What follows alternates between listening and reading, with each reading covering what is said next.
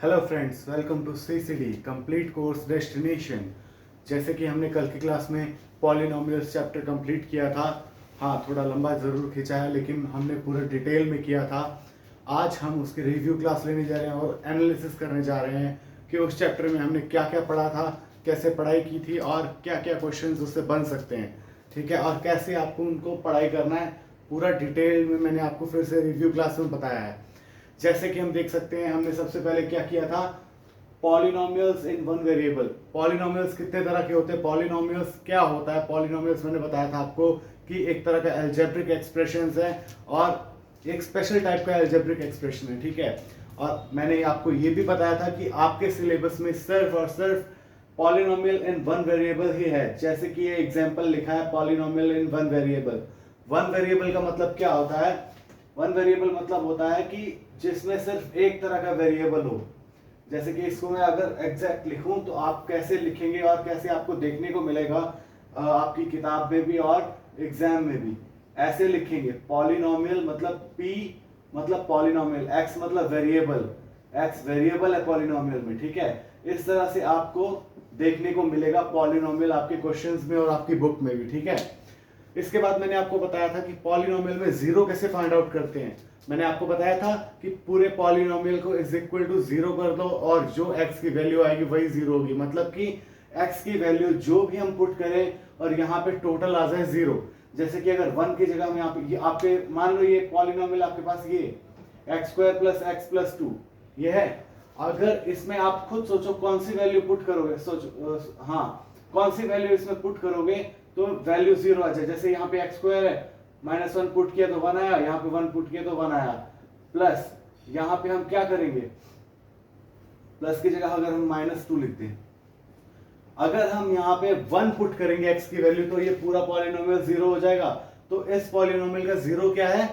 Zero है 1। x की value 1 put की प्लस x की वैल्यू 1 पुट की, 1 + 1 2 -2 0। तो मैंने आपको जीरो निकालने के भी अलग अलग तरीके बताए थे कि हमको कैसे जीरो निकालना है। मान लीजिए कोई एक्सप्रेशन आपको दिया और पूछा है कि ये एक्सप्रेशन क्या है, इस पॉलिनोमियल का जीरो है कि नहीं है। तो आप क्या करते हैं, लॉन्ग डिवीजन मेथड से भी चेक करते हैं और डायरेक्ट वैल्यू पुट करके भी चेक कर सकते हैं कि जीरो कौन सा है। ठीक है, इसके बाद डिग्री ऑफ पॉलिनोमियल बताया था। डिग्री ऑफ पॉलिनोमियल क्या होता है कि जो मैक्सिमम पावर होती है वेरिएबल की पूरी पॉलिनोमियल में, उसी को डिग्री कहा जाता है। जैसे कि इस पॉलिनोमियल की डिग्री क्या है? 2, क्योंकि इसमें वेरिएबल की हाईएस्ट पावर क्या है? 2।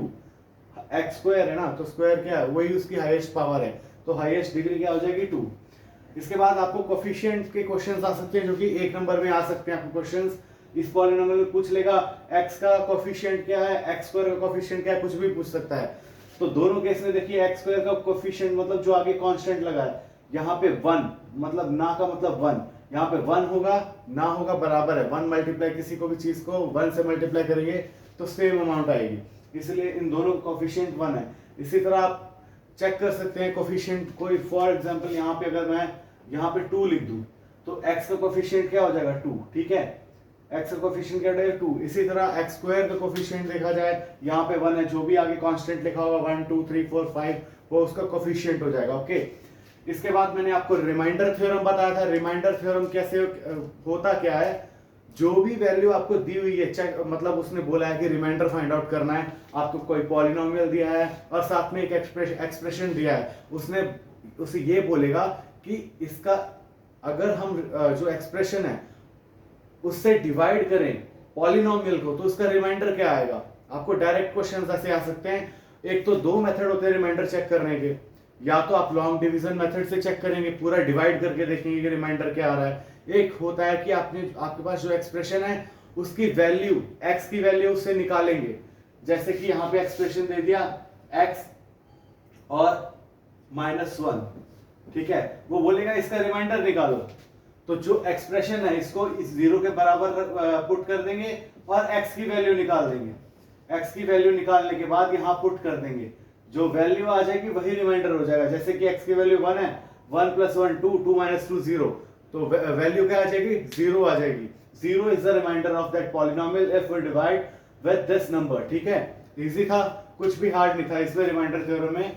उसके बाद आपको एक और प्रॉपर्टी बताई थी कि dividend is equal to divisor plus quotient plus remainder होता है। मैंने आपको पूरा डिवाइड का फॉर्मूला बना के बताया था कि लॉन्ग डिवीजन मेथड हम किससे करते हैं, जिसको डिवाइड करते हैं वो डिविडेंड होता है, जिससे डिवाइड करते हैं वो डिवीजर होता है, जो आपका ऊपर आंसर आता है वो होता है क्वोशिएंट, और जो नीचे बचता है बाकी का पार्ट जो डिवाइड नहीं हो सकता वो 0 भी हो सकता है, 1 भी हो सकता है और इंफिनिटी तक कुछ भी हो सकता है, वो होता है रिमाइंडर। ठीक है, लॉन्ग डिवीजन मेथड तो आपको बता ही दिया था कैसे करते हैं, अच्छे से आपको आता भी होगा। अब इसके बाद हमने आपको बताया था फैक्टराइजेशन। फैक्टराइजेशन दो मेथड से बताया था, एक तो लॉन्ग डिवीजन मेथड से, या तो आपको देखो क्या दिया होगा, बोलेगा by long division method factorization करो, उसमें हम क्या देखते हैं, कांस्टेंट देखते हैं, कांस्टेंट का क्या क्या फैक्टर्स हो सकते हैं ये देखते हैं। जैसे -2 का फैक्टर क्या क्या है, -1 है, या फिर 2 होगा, या फिर -2 होगा, या फिर 1 होगा।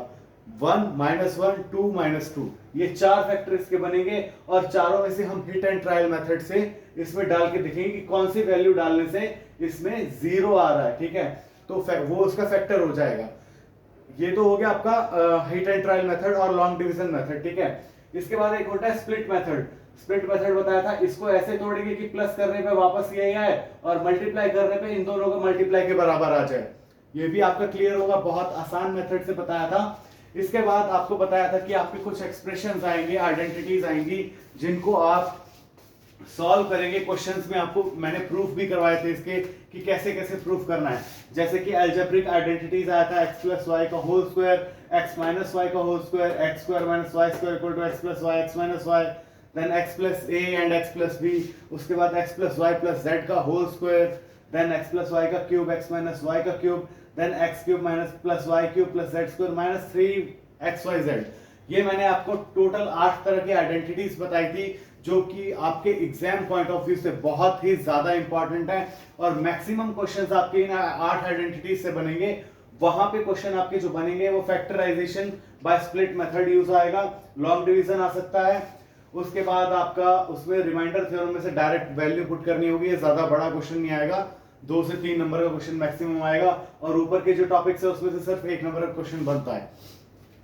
आपके जो बड़े क्वेश्चंस बनेंगे वो इन आइडेंटिटीज के बेसिस पे बनेंगे, और ये आइडेंटिटी के बेस पे आपकी 2.5 एक्सरसाइज सारी बेस करती है, इसी पे रिलाई करती है। और मैंने आपको 2.5 एक्सरसाइज सिर्फ करवाने में दो वीडियोस में करवाया था, जिसमें 2 दिन मेरे को लग गए थे। मतलब कि आप ये मान के चलिए कि आपके एग्जाम पॉइंट ऑफ व्यू से सिर्फ और सिर्फ ये आइडेंटिटीज बहुत ही ज्यादा इंपॉर्टेंट है। ये तो इंपॉर्टेंट है, ये आपको बेसिक तो पढ़ना है, ये सारा ये तो बहुत इंपॉर्टेंट है। मतलब कि अगर आप आगे जाएंगे तो आपको बहुत कुछ सीखने को मिलेगा, और बहुत कुछ याद, मतलब ये याद रखोगे, मतलब आपको याद रहेगा, तो आपको बहुत कुछ मतलब कि समझ आ जाएगा जल्दी से। 10th क्लास में आप जाएंगे, 10th क्लास में आपको पॉलिनोमियल इन 2 वेरिएबल भी आ जाएगा, तो वो आप देखिएगा पढ़ के, मतलब और थोड़ा टफ लेवल आ जाएगा। तो ये आपको आइडेंटिटीज पहले से पता होंगी, ये मतलब आपको पूरा जो बेसिक है पूरा इसका पता होगा, तो बहुत इजी रहेगा। अब हम करते हैं कि एग्जाम पॉइंट ऑफ व्यू से क्या क्या इंपॉर्टेंट है आपके लिए। एग्जाम पॉइंट ऑफ व्यू से हमने बताया था कि जीरो ऑफ अ पॉलिनोमियल जो आपको निकालना है, ये बहुत इंपॉर्टेंट है। इसके बाद डिग्री ऑफ पॉलिनोमियल तो कुछ याद रखने की भी जरूरत नहीं, आपको पता ही रहता है कि डिग्री क्या हाईएस्ट पावर है। ठीक है, पॉलिनोमियल के वेरिएबल की हाईएस्ट पावर है। उसके बाद कोफिशिएंट ऑफ x² और x, ये भी आप बता देंगे, बहुत ईजी है। रिमाइंडर थ्योरम थोड़ा सा याद रखने की आपको जरूरत है, क्योंकि रिमाइंडर थ्योरम में क्या है कि आपको रिमाइंडर निकालना है। रिमाइंडर थ्योरम याद होगा तो आप इजीली निकाल लेंगे, नहीं तो लॉन्ग डिवीजन मेथड करना पड़ेगा रिमाइंडर निकालने के लिए। ऐसे आप रिमाइंडर सिर्फ और सिर्फ वैल्यू पुट करके निकाल सकते हैं। जैसे कि मैंने बताया था, एक्सप्रेशन को 0 के बराबर रखेंगे, x की वैल्यू निकालेंगे, और रिमाइंडर निकालने के लिए पॉलिनोमियल में x की वैल्यू पुट कर देंगे, आपका रिमाइंडर आ जाएगा। रिमाइंडर या तो 0 आएगा या 0 से बड़ा आएगा। 0 से कम एक ही केस में आ सकता है कि अगर पूरा पॉलिनोमियल आपको माइनस में हो। ठीक है, यही केस बनता है आपका पॉलिनोमियल का, अगर माइनस में हो तभी अगर आपका नेगेटिव में आएगा रिमाइंडर। उसके बाद ये तो आपको पता ही रहेगा, लॉन्ग डिवीजन मेथड आपको पढ़ना ही पढ़ना है किसी भी हालत में। फैक्टराइजेशन बाय स्प्लिट मेथड बहुत इंपॉर्टेंट है, क्योंकि लॉन्ग डिवीजन मेथड से फैक्टराइजेशन करने जाएंगे, हिट एंड ट्रायल मेथड है, कोई भरोसा नहीं है कब तक होगा, क्वेश्चन बहुत ही ज्यादा लंबे हो जाते हैं। स्प्लिट मेथड आपको अभी तो काम आएगा ही 9th में, 10th में भी बहुत काम आएगा, और 10th के बाद आगे एग्जामिनेशंस में जाएंगे, हायर एग्जामिनेशन में जाएंगे, उसमें भी बहुत आपको सहायता करेगा।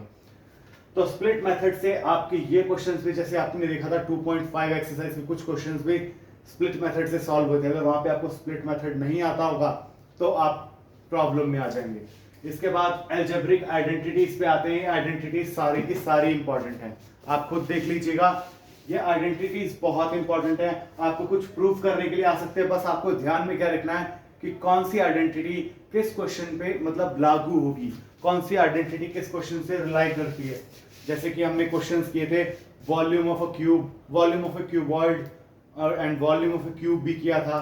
देन उसके बाद हमने एरिया ऑफ अ स्क्वायर भी किया था, एरिया ऑफ अ रेक्टेंगल भी किया था, जिसमें हमारे डायरेक्टली ये वाली आइडेंटिटी लग रही थी। बस आपको देखना है कि तीन वेरिएबल कहाँ हो सकते हैं। देखिए length, breadth and height. Length, breadth and height किस में लग सकता है? X cube plus y cube plus z cube. इसमें आपका वॉल्यूम लगेगा तो मतलब 3 का मल्टीप्लाई होगा, x cube plus y cube plus z cube मतलब क्यूब में आएगा। तो क्यूब वाली आइडेंटिटी आपकी लगेगी किसमें? किसमें लगेगी?